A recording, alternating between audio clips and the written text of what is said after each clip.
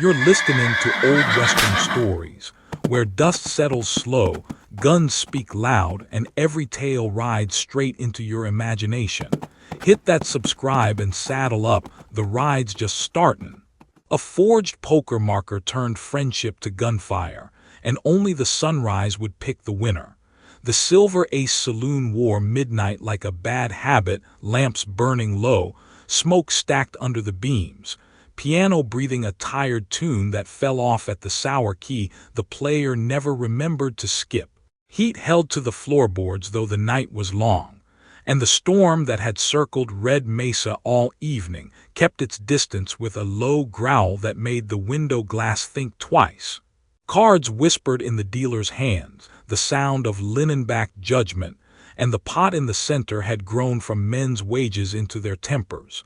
Cal Bennett sat with his hat brim low, the brim he'd sweated through 3 summers, elbow easy, smile small. He was as long as a fence post and twice as steady, with a scar at his jaw where a mule once decided to argue.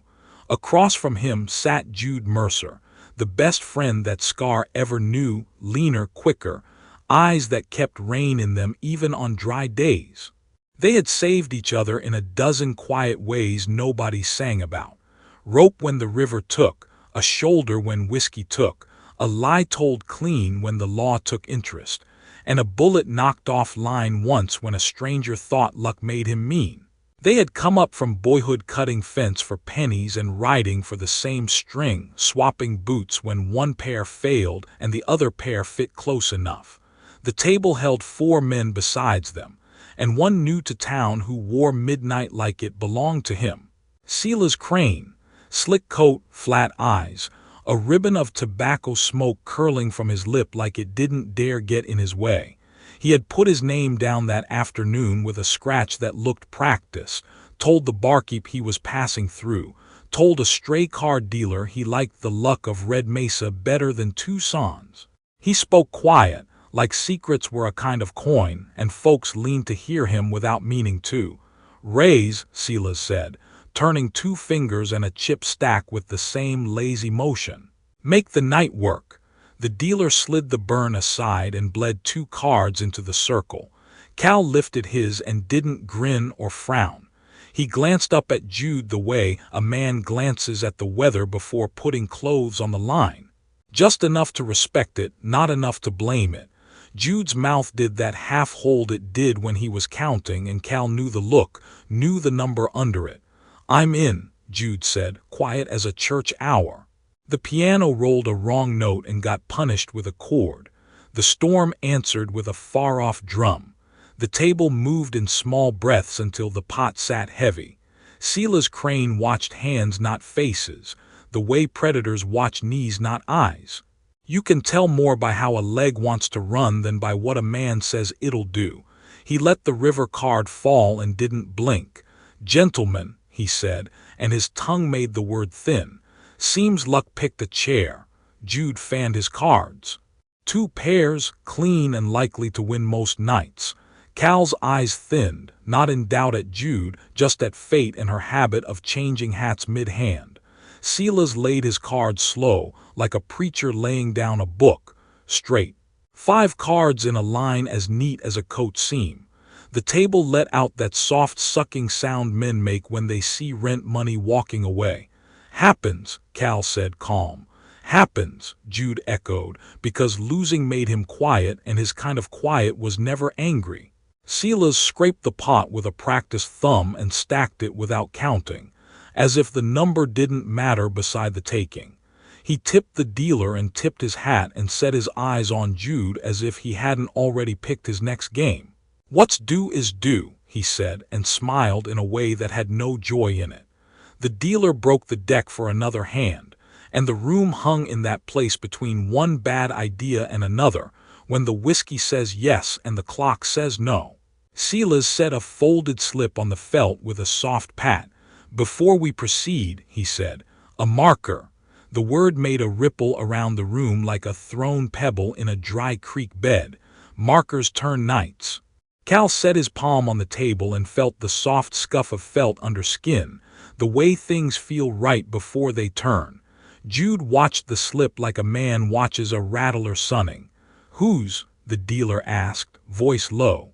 "Mr. Mercer's," Silas said, light as lint. Cal didn't move, not even enough to let the sweat run. Jude didn't either. The dealer picked the slip like it was glass and unfolded it. He read it out loud without wanting to. A clean hand had written a sum that made men swallow, and a name under it that was Jude Mercer's down to the curl of the M. Then a witness mark scratched in that none of them knew. Cal held the sound of the room in his jaw and released it slow.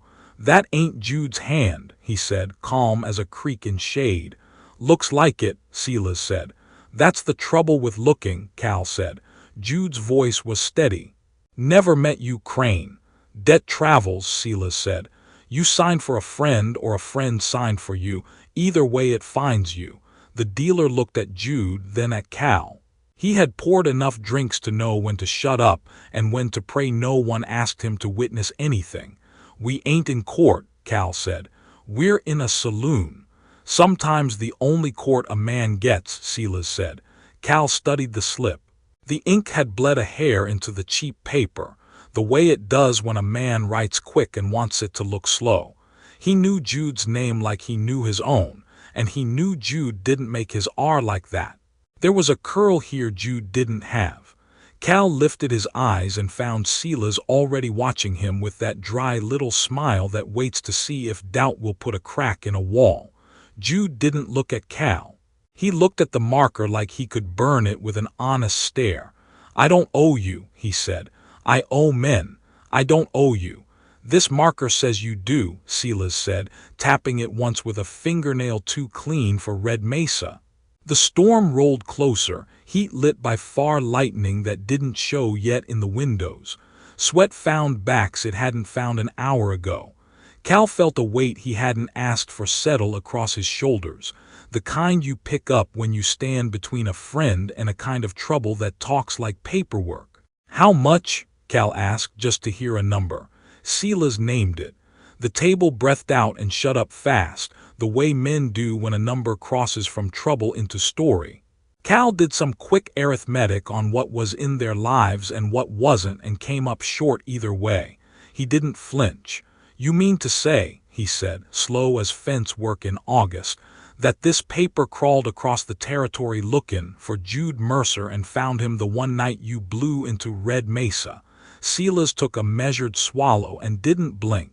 "Wind carries dust where it wants. Money's lighter." "Where'd you get it?" Jude asked. "Man in Elkhorn sold it half price," Silas said.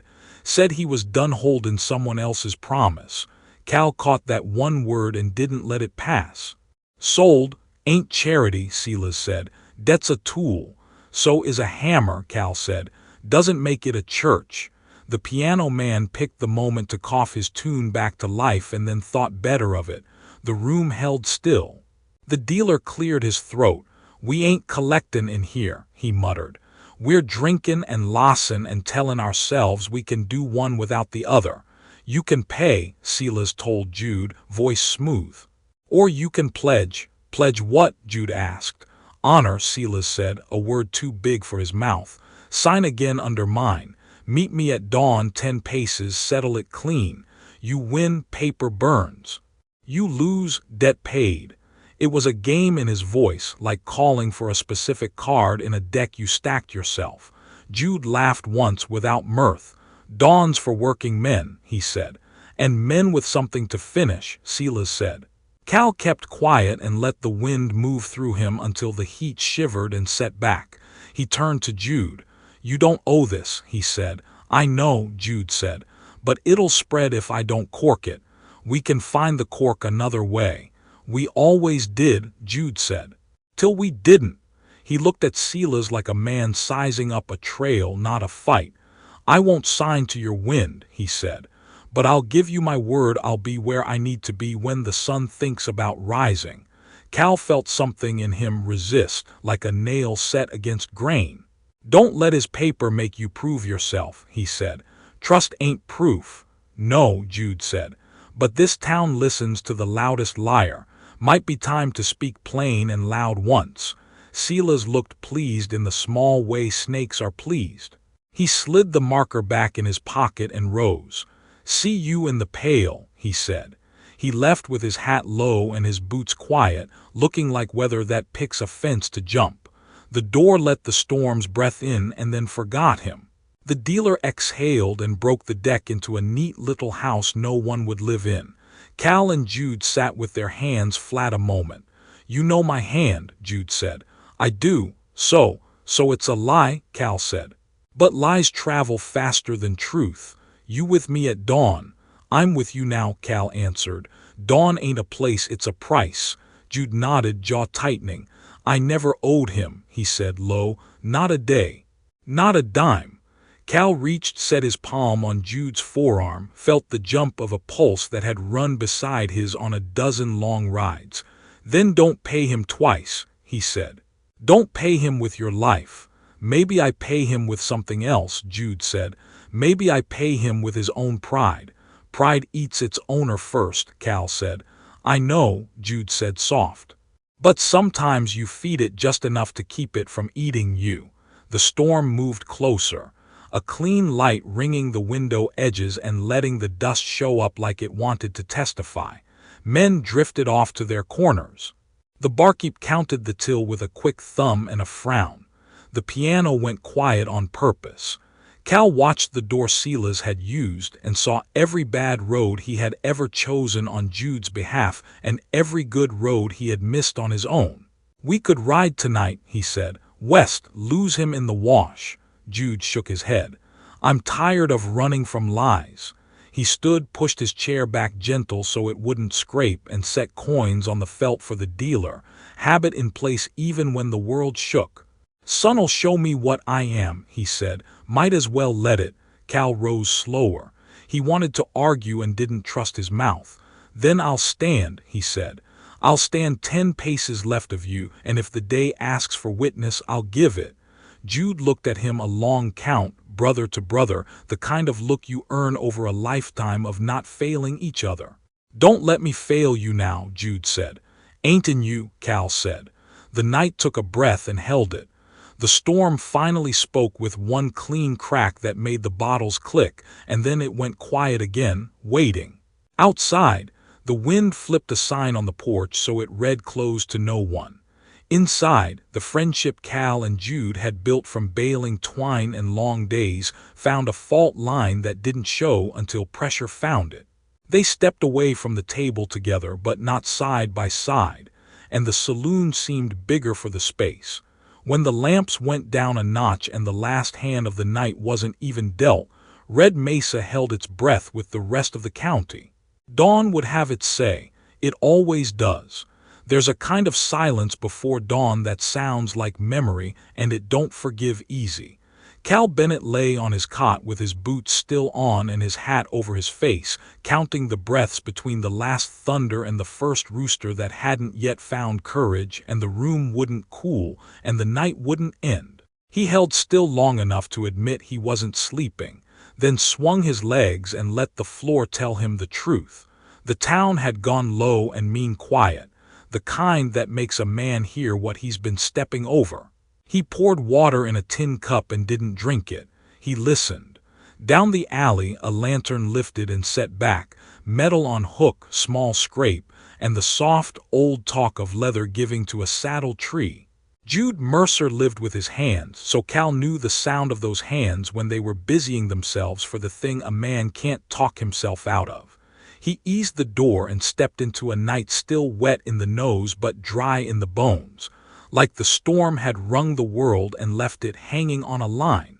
He found Jude in the livery, where the lantern was turned down low and the horses shifted their weight like men waiting for a verdict. Jude's hat brim was near the flame, face set easy, eyes not moving much. He was rubbing down his mare with a piece of burlap, slow shin to fetlock, as if kindness could put time back in the jar. He didn't look up. "Couldn't sleep," Jude said. "Me neither," Cal answered. They didn't fill it with more.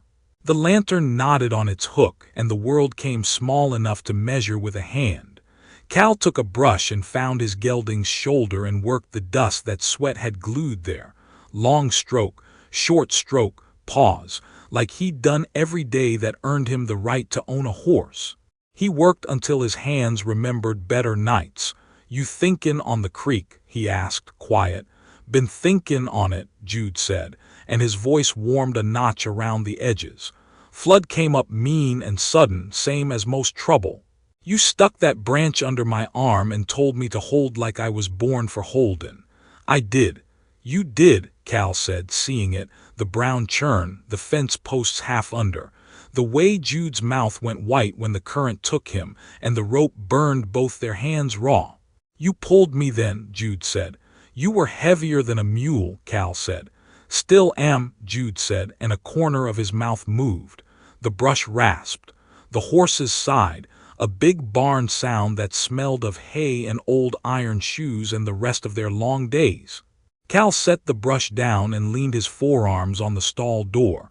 "Remember that red colt out on Briggs's place?" he asked. "You took the first sit," Jude said.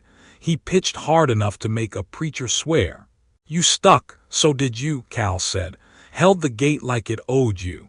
"Gate had a bolt that was rusted," Jude said. "Bolt didn't know it yet.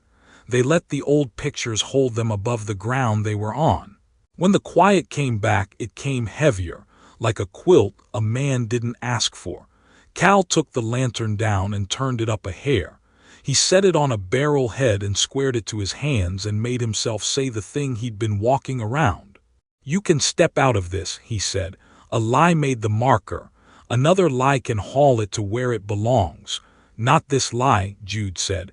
"Silas Cran sold it to the room as truth. Men heard it. Men like to believe paper. They like watching a fella stand under a weight that ain't his, so they know the one on their shoulders ain't the worst.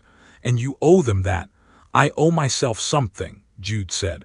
"I owe you something," Cal said. "You're trying," Jude said, and turned to him with a look that had both thank you and don't in it. "But a name spoken out loud in a saloon sticks. You can't outrun it without turning your back." "I won't turn my back. You think this fixes it. I think it keeps it from breeding," Jude said. "Crane's kind of lies make more of themselves if you let them sit. I put a stop where a stop belongs." Cal wanted to tell him that stops ain't the same as endings. He wanted to say a hero's grave looks the same from the church steps as a fool's, and the preacher's words don't change the whole. He wanted to lay hands on Jude's shoulders and shake something loose. He didn't.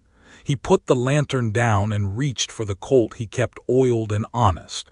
He checked the cylinder by feel, not sight, thumbed it round, listened to the soft click that sounds the same in every county a man can ride. Jude did the same with his, gentle, respectful, as men handle tools that can't be sorry. They laid cartridges out like coins and counted by touch. "3, Jude said. "All I'll need." "Bring 5, Cal said. "Saves pride if you miss twice." "I ain't missin'," Jude said. "I know." They said little after that.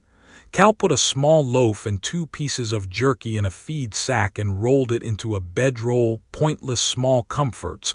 A man offers the day when he knows the day will take what it wants. Jude reached into his coat and pulled out a leather strip with a river-worn stone tied to it. A thing they'd pulled out of that same flood after their hands had stopped bleeding. He set it on the barrel. "If I come home late," he said, "this stays yours." Cal looked at it a long count. He took off the old narrow ring that had been his father's and handed it back. "Same," he said. If I'm the one hung around like smoke and they let it." Outside, the moon had shoved through the last low cloud and laid a thin line on the alley. They saddled without asking each other if they should. The cinches took the pull with a groan. The billets creaked like a front porch at midnight. Cal blew once into the gelding's nostril, then slid the bridle. Jude kissed his mare on the white at her forehead, the only soft thing left between him and morning. They let out the back so the street wouldn't hear. Red Mesa slept with one eye open, as towns do, the hotel lamp throwing a stripe on the dirt. A window up above the Silver Ace cracked to let a gambler's cough out. The storm had left a clean edge in the sky and left the air tasting like pennies. Coyotes had gone quiet a good hour ago. That's how you know it's near time. They mounted together, not looking at each other like boys, but like men who think more with their ears. The horses took the first steps soft, as if they had been told. They rode past the empty corral where the rails sagged and the shadows kept to themselves. Cal thought about the night he and Jude had rolled under those rails to get away from a man who didn't want them borrowing his tack. They'd laughed until the blood came back into their fingers. He thought about the way Jude had handed him a tin cup when his first girl left, and the way he'd said nothing at all because words would have made it worse. He thought about all the times the two of them had put their backs to the same wall and agreed by breathing. The creek ran low and steady. They crossed it slow where the ford has a stack of flat stones men have been putting back since a Pash taught their grandfathers how. Water pushed at boots and then let go. Jude looked up at the ridge where the day would break and loosened his shoulders like a man easing a shirt that's a hair too tight. "I could stop you," Cal said. "Not a threat, just a fact." "You could try," Jude said, tired. "But you ain't mean enough to use the part of the pistol that works best for that." "Might find it," Cal said. "Then you'd be a different man," Jude said. "And I wouldn't be worth you changing into him." They rode on. The moon fell behind them an inch. The world thinned to horse, leather, breath. A dog barked once behind the smithy and thought better of it. Somewhere a drunk met a step and lost, cursed, and blessed the night for catching him soft. The mesa shoulder rolled up dark and close, and the path lifted to it with that old steady climb that pulls talk out of men. Cal tried one more time because a man who loves another man like a brother has to try as many times as there are breaths between midnight and dawn. "I can take it for you," he said. "Stand in your spot. Let Crane say he misread it. World'll just say you don't trust me to carry my name," Jude said. "And you do." "I do," Cal said, and that was the part that cut. "You can walk away," Cal said. "Pay him nothing. Give him the thing he can't pocket. He'll follow us to the end of the county and set another table," Jude said. "Men like him don't sleep if they ain't holdin' a string." "Then I'll cut it," Cal said, softer. Jude looked over. "You already have," he said, "just by riding." They said a little about nothing after that. How Briggs's red colt turned gray around the eyes last year.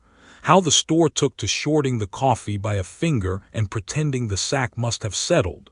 How the old preacher would come to the corral Wednesdays and watch the boys rope as if they were a sermon, talking not to fill time but to respect it.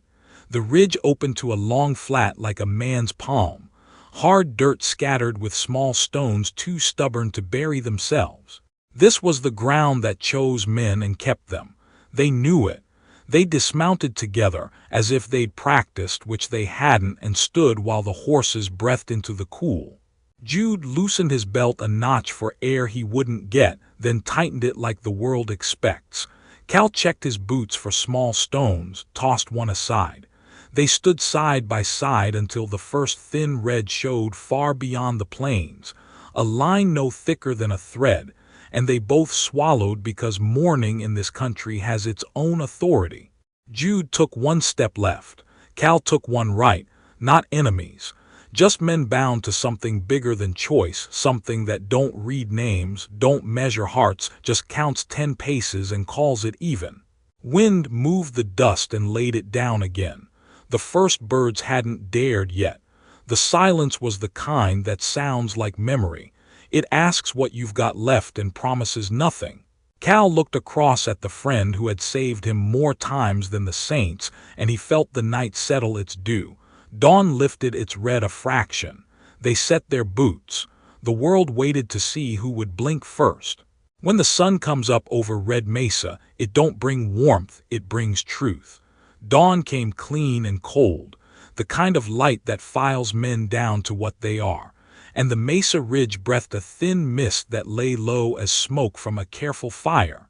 Cal Bennett stood 10 paces from Jude Mercer on open ground where grass had learned to live on little, where stones pushed up just to say they were still here, their breath fogged in short ghosts. The wind moved quiet across the flat, touched hat brims, lifted dust with a miser's hand. No birds yet, no dogs. The world holding still so it wouldn't be accused of choosing sides. Cal's boots felt the small ridges in the ground, the little truths that trip you if you don't watch. Jude's shoulders sat square, chin level, eyes steady as a well bucket. They had rowed up together and stepped apart without looking to see if the other hesitated. That was how they always did things that hurt, together first, then alone. Cal raised his voice just enough for a man to hear from 10 paces. "Last chance," he said. "We can walk this back." Jude shook his head once. "Names travel faster than truth," he answered, plain. "If I run, the name keeps going. If I stand, maybe the name stops." Cal's jaw worked once. He wanted to say the name that mattered was Jude, not Mercer, not what some slick card wolf sold in a saloon. He kept it. Words don't change ground like this. He set his feet the way old drovers teach. Toe to truth, heel to the past. He pulled his coat open one button so his arm had room.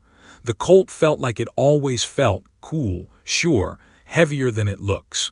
Jude breathed once and rolled his shoulders down as if laying a blanket over a restless thought.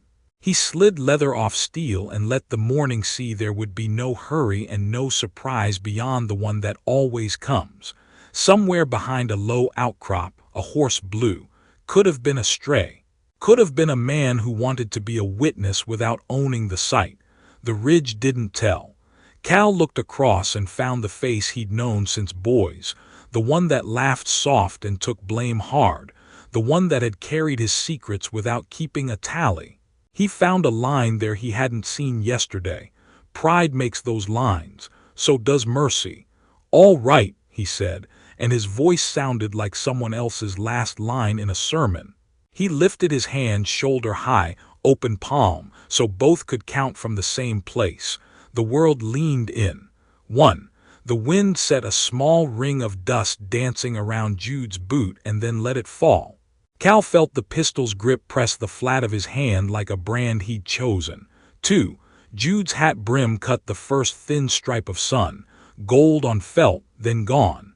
His thumb found the hammer and eased it like a man who respects a door he's about to open. 3. A raven called once from the far cut, then shut up like it remembered something. Cal's pulse found bone. He tasted iron where he'd bit his cheek in the night he didn't sleep. 4. Jude blinked slow. The mist between them thinned, then gathered again down near the ground like a low thought that won't quit. 5. Cal's arm came down an inch, deliberate, the space where choice lives getting smaller. He felt the weight of every time Jude had stood between him and a poor decision. 6.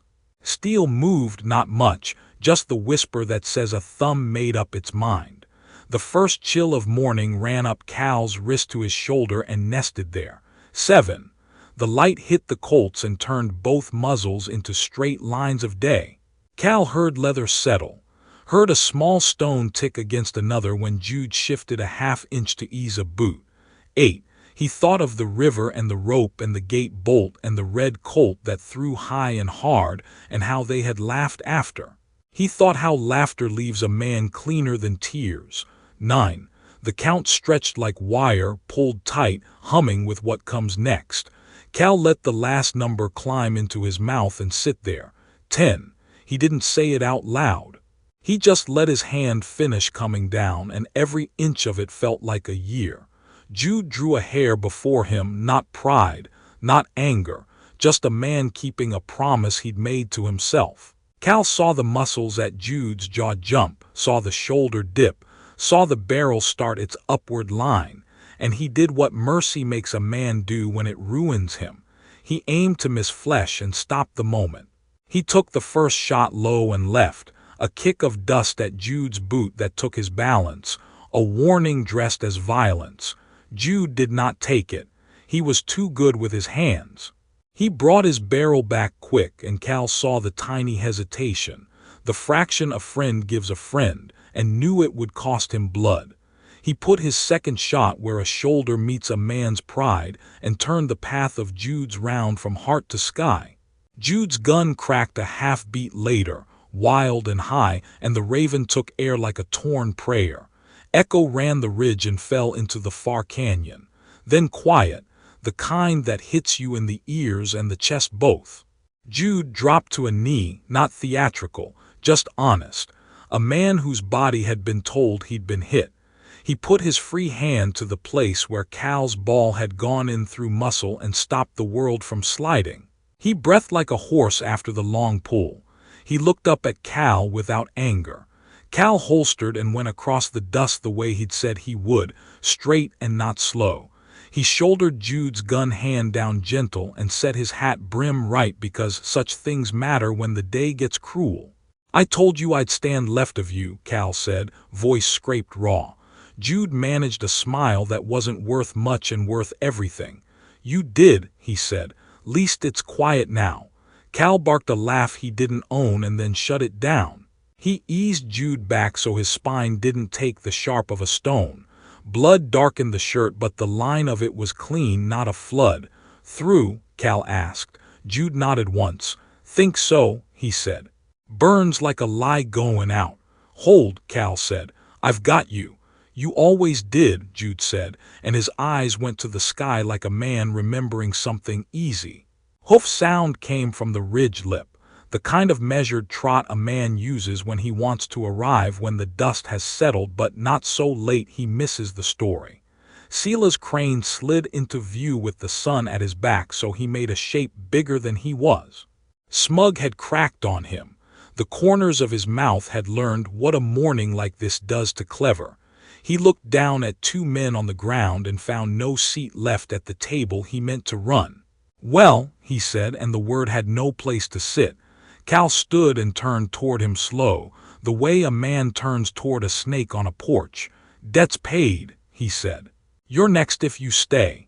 Silas weighed the morning against his appetite and found nothing worth chewing. He lifted his reins, looked like a man about to speak the kind of thing that lets him leave with a story, then thought better of it. He gave the horse his heels and let the ridge take him away. The mesa kept his echo and made no promise about what it would do with it. Cal let his shoulders drop and went down to the ground again. He pulled the river stone from the little leather and set it between them, there on the dust where breath still made small clouds. Jude touched it with 2 fingers and left a mark, the kind that fades while a man is watching and still counts. "You hit me where I'll keep moving," he said, a thin grin like a boy who ducked a switch. "You shot my hat," Cal said. "Hat needed humblin'," Jude answered, then winced because humor costs when blood is part of the exchange. They lay a minute while the sun climbed to a place that made things look sharper than a man wants. Cal tore a strip from his shirt and tied tight, hands steady now because work steadies even when prayer doesn't. He talked low, about nothing that matters to anyone but 2 men. Briggs's fence needing new posts before winter, the store finally getting good coffee again, the way the smithy had taken to singing to his anvil. Jude listened like he meant to go back to all of it. "You always were a stubborn cuss," he said, catching Cal's wrist. "Takes one to know it," Cal said. "We're going to the dock," he added, decision snapping in like a nail. "You got 2 inches of pain and not much else. We'll buy the rest." Jude shut his eyes and opened them slow. "All right, not yet," he said. "Let me lie with the quiet one more breath." Cal gave him that. He took his hat off and set it crown down so the sun wouldn't paint him blind. The world started up again in small ways. A lark tried out a line and gave up.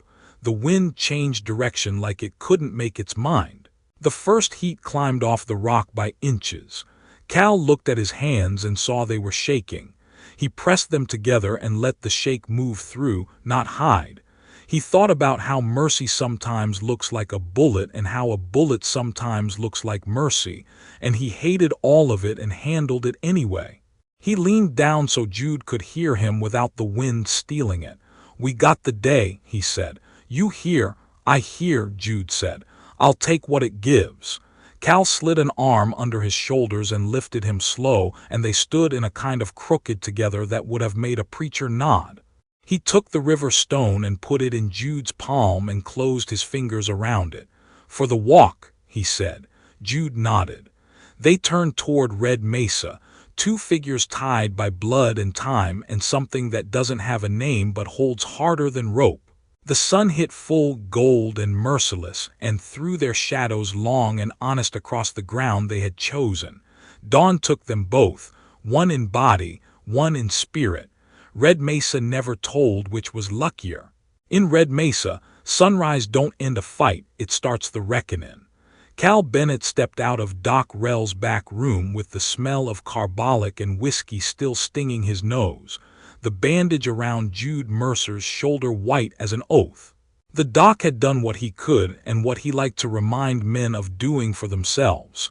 "You'll keep the arm if you keep it still," Doc said. Packing his pipe like that was the end of prayer. Jude sat half upright, pale, lips the color of old paper. Cal leaned in, pressed the river stone into his palm and closed his fingers over it. "You keep this till I come back," he said. "I'm going to end the lie while it's daylight." Jude tried a smile. "You always did like chores before noon."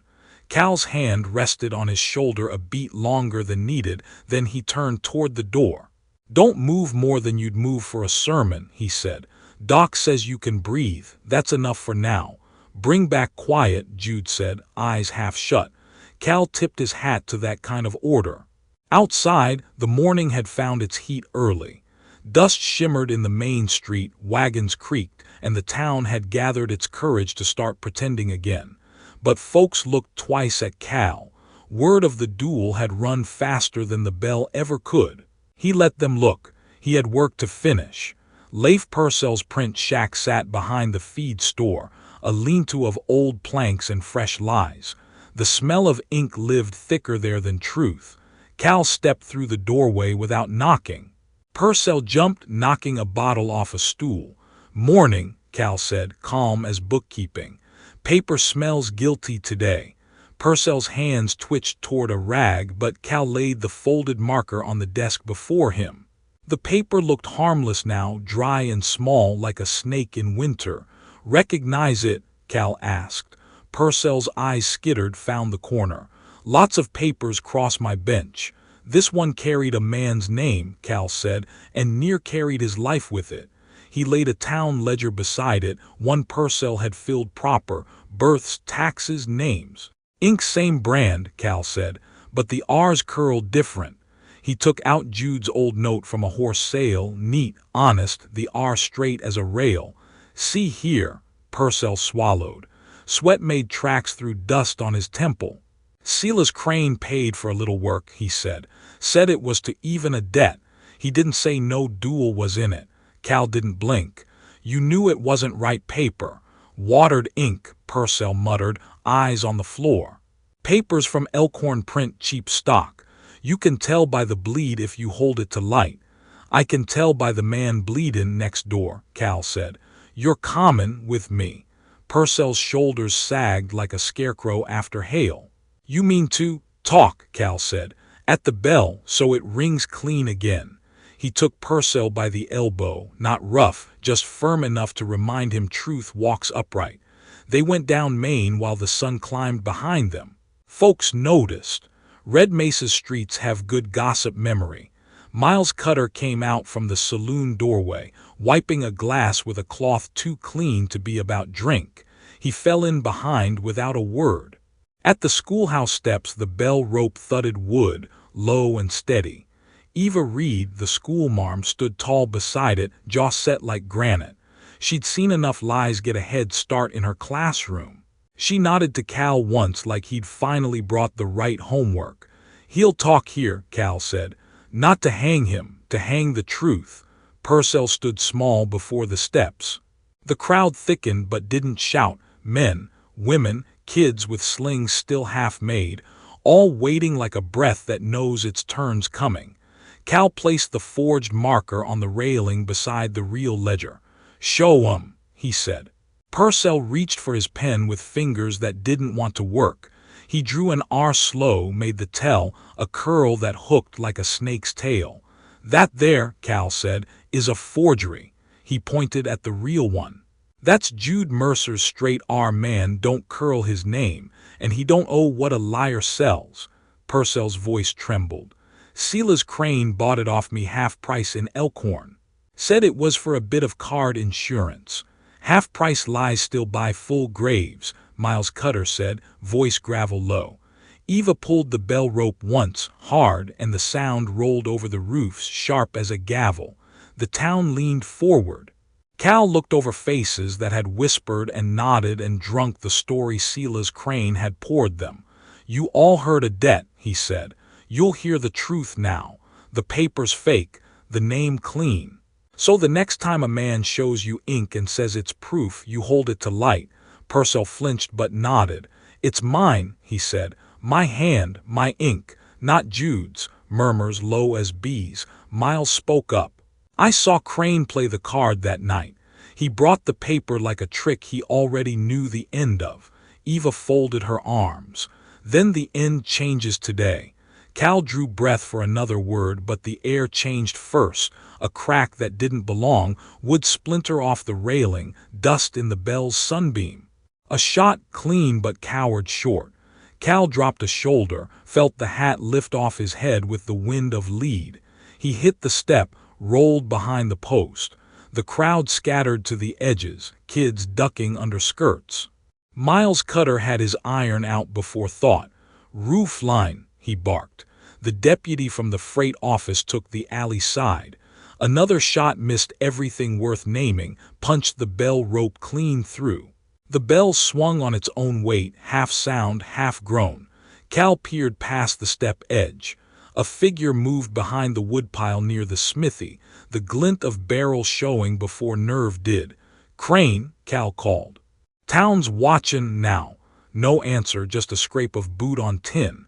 Cal stood tall into the light, made himself the target he meant to be. "End what you started," he said.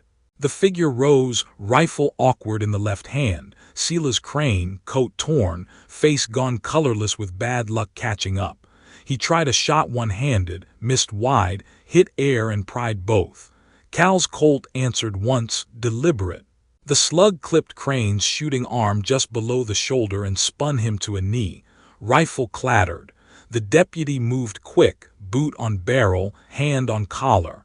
Cran tried to look angry and found only pain. "Town's watchin' now," Cal said again, walking up slow. "Try standin' in that light a while." Cran looked around at eyes he'd talked easy to a day ago and found none willing to look back. "I didn't mean," he started, but Cal's shake of the head stopped it. "You meant," Cal said. "You just didn't plan for daylight." He turned to Miles. "Get his arm tied. Doc'll see him when Jude's asleep, not before." The bell, still swinging from the bullet's insult, sent a slow thud of sound through the dust. Eva steadied it, hand on the rope. Cal picked up the marker, the lie that had started it all. He tore it once, twice, 4 times, each rip a small thunder. He handed strips to the nearest hands, kids, old miners, Eva. "Fire kills lies quicker than talk," he said. "Lies die faster when everybody helps." The crowd broke the paper into pieces small enough to fit under stove grates, into lanterns, into morning cook fires.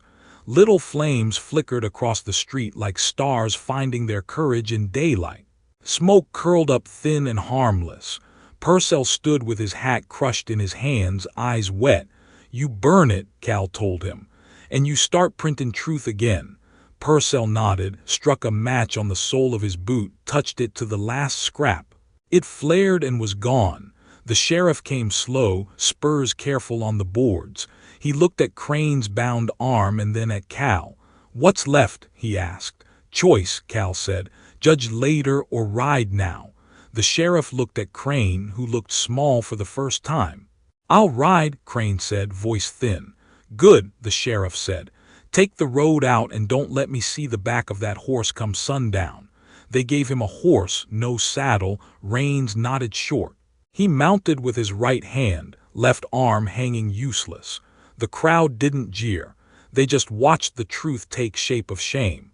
The bell swung one more time as he left town, sound rolling behind him until he was just dust and distance. Doc Rell came up the street wiping his hands on a rag that was as much blood as soap. "You still standing?" he asked Cal. "Barely," Cal said. "Jude, still cussing," Doc said. "Means he's mendin'." Cal grinned, small and tired. "That's the only medicine that works long term." He walked Doc's way, the crowd parting like water. Purcell trailed behind, muttering to himself about new ledgers, clean ink, straight lines. Miles Cutter stopped him long enough to pour a drink into his pocket flask and say, "Keep that R straight, friend." Purcell nodded and slipped away. Inside Doc's place, Jude sat by the window, shoulders strapped tight, watching smoke from the street fires drift by like ghosts without grudges. "Smells like Sunday," he said. Cal laughed once low. "Smells like justice when it remembers how." Doc grumbled about heroics, checked the bandage, said something about rest that neither man planned to follow. "Paper's gone," Cal said. "Town saw it burn." "Then it's done," Jude said, "for now." He turned the river stone in his hand, thumb over the smooth, worn face, the color of things that endure. Cal leaned against the doorframe, hat in hand, dust to the knees, eyes gone soft. "Bell still swingin'," he said. "Heard it while I walked." "Good sound," Jude said. "Better than a gun." "For now," Cal said again. The doc rolled his eyes, went to the back for more liniment, talking about fools and scars. Cal stepped to the window, looked out over Red Mesa, the kind of town that takes a lifetime to teach and an afternoon to forget. Smoke from a dozen little fires rose straight in the heat, thin lines joining sky and ground. The bell gave one last lazy thud before resting. Jude looked up at him and smiled tired. "Guess the town learned something," he said. Cal nodded. "Maybe," he said. "Truth's like a mule, works best when everyone pulls at once." They let the quiet settle then, the kind that doesn't need explaining. Outside, the children were chasing ashes like they were snow, laughter cutting the last edge off the morning. The lawmen had gone back to work, and Miles was already polishing glasses for men who'd have fresh stories by noon. Cal watched the town start over, small, stubborn, honest for a spell. He put his hat back on, tilted it low. "In Red Mesa," he said, mostly to himself, "justice ain't a badge or a bullet. It's a bell you keep swingin' till the lie quits echoing." The bell's shadow crossed the window once more before noon took it, and for a moment the sound of truth was louder than everything that came before. Some trails don't end when the guns go quiet. They just ride slower through the dust. 3 weeks had rubbed the shine off the story, left it with the creases that truth earns after it's been told too often and too soft. Red Mesa wore calm like a borrowed coat, didn't quite fit but would do till something louder came along. On Doc Rell's porch, Jude Mercer sat in a chair that had belonged to a man who'd outlived his teeth and most of his bad habits. The chair creaked slow, keeping time with his breath.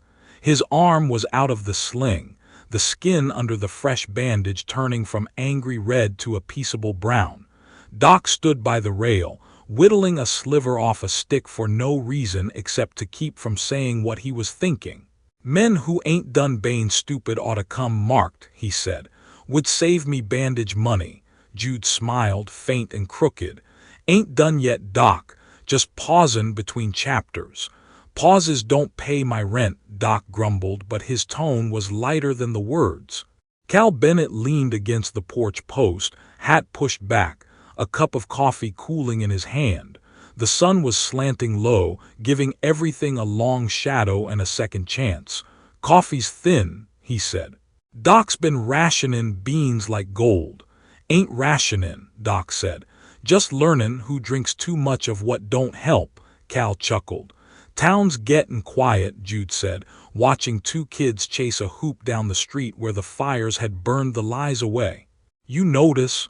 "I notice," Cal said. "Quiet feels different now. Used to sound like waitin'. Now it sounds like breathin'."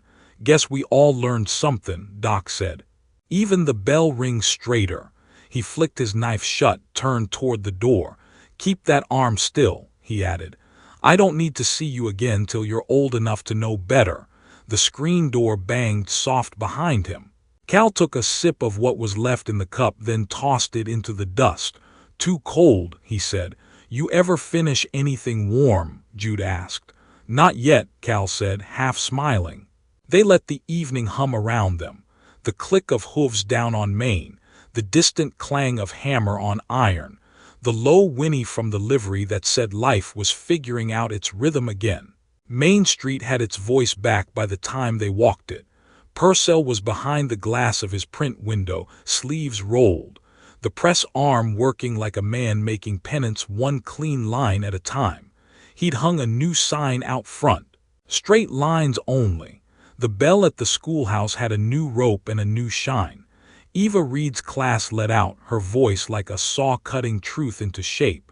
The kids bolted for the street, bare feet slapping dust, laughter spilling like water in a dry gully. Miles Cutter stood outside the Silver Ace telling the story again. Now Cal, he stood like a church pillar, didn't move not one bit, and Jude there, cool as creek water, pulled that Colt like he was asking it a question. The crowd nodded, eyes big as dimes. Heard it was the other way round, someone said. Miles winked. Depends who you owe a drink to. Cal shook his head, passing by. You let him talk, Jude said. Town needs its stories. He's changin' the end every time, Cal said. Keeps it interesting, Jude said. Truth steady. Folks ain't. Ain't that the problem, Cal said, but his grin came easy. They paused by the hitch rail, watched a wagon rattle past, loaded with fresh boards for the church steps. A boy called out, Mr. Mercer. My pa says you're lucky, Jude waved with his good arm. Tell him luck's a funny word for gettin' shot clean through. The boy laughed and ran on. Cal looked down the street, past the dust that was rising lazy again, past the rooftops catching gold. Feels like the town's taller, he said. Happens when folks stop crouchin' under lies, Jude said. Makes the world stand straighter. You talk like a preacher, Cal said. Preacher'd charge for it, Jude said. They took to saddles when the sun started to dip. The ridge called to them in the way certain places do when memory hasn't settled yet. The horses knew the way without the reins sayin' much.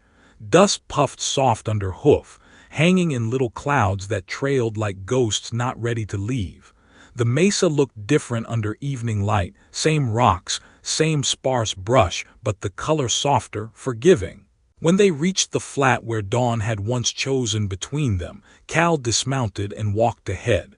The ground still held faint marks where boots had turned and where blood had darkened and dried. Wind moved over it without care, singing its one-note song through the brittle grass. Jude swung down slow, careful with the arm, and stood beside him.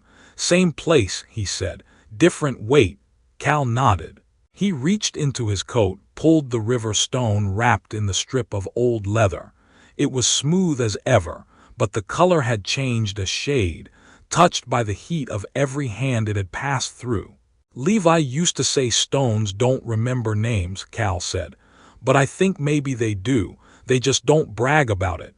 Jude crouched, pressed his good hand into the dirt, feeling the cool under the top dust. Here's fine, he said. Cal knelt beside him, dug a shallow place with his fingers, not deep, just enough to keep it from rolling off when the wind turned. He set the stone in, covered it slow, tamped it once with his palm. That'll do, he said. Ain't much of a marker. Ain't supposed to be, Jude said. Truth don't need carving, just remembering. They stood a minute, neither talking. The sun laid gold stripes across their boots, and the ridge fell quiet like a church that knows the hymn by heart. Cal picked up a pebble, tossed it once, caught it. Thinkin' I'll ride north, he said. Chama maybe. Heard the rail lines hiring drovers for supply wagons. Jude nodded. You going to run or roam? Neither, Cal said. Just move. Town's got enough of me. Might be time for it to miss me a spell. You sure? I'm sure of nothing, Cal said, smiling. That's why I keep moving. Jude laughed, a small sound but clean. Red Mesa owes you a drink, he said. And a quiet porch anytime you ride back. I'll take the porch, Cal said. Drinks for men who need talkin'. We done talked enough. They shook hands then, slow and firm, fingers tight like they were holding on to all the years that came before and letting go of the rest. You'll write? Jude asked. When I can spell something worth saying, Cal said. Don't wait long, Jude said. Cal nodded once.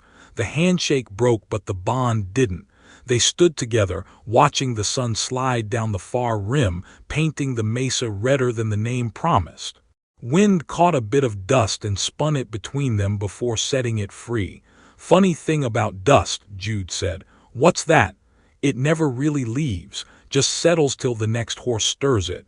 Cal smiled, eyes on the horizon. Guess that's the west all over. They mounted again. Jude turned his mare toward town, slow and easy. Cal faced north, where the sky went blue before dark. They both waited for the other to move first. In the end, the wind made the choice, pushing them apart like it had somewhere to be. Jude rode back the way peace rides, a little stiff, a little proud.